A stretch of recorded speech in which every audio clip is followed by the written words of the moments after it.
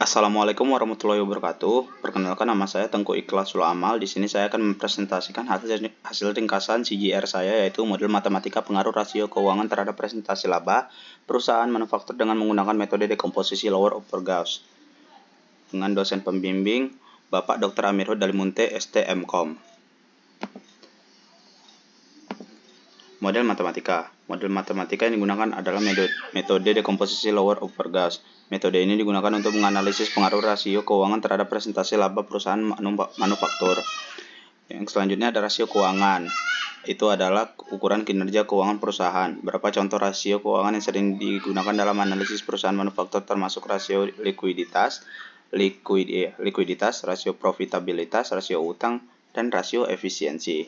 Selanjutnya ada presentasi laba untuk mengukur tingkat keuntungan yang diperoleh perusahaan dibandingkan dengan pendapatan atau penjualan. Ini merupakan indikator penting untuk mengevaluasi kinerja keuangan perusahaan. Selanjutnya ada pengaruh rasio keuangan. Dalam model ini kita menganalisis pengaruh rasio keuangan terhadap presentasi laba perusahaan manufaktur dengan menggunakan metode dekomposisi lower upper Gauss.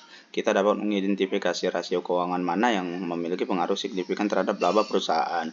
Selanjutnya ada metode dekomposisi lower upper Gauss.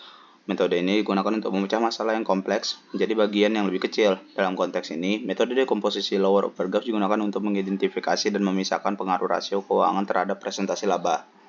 Selanjutnya ada tujuan analisis. Tujuan analisis ini adalah untuk memberikan pemahaman yang lebih baik tentang bagaimana rasio keuangan dapat mempengaruhi kinerja dengan keuangan perusahaan manufaktur.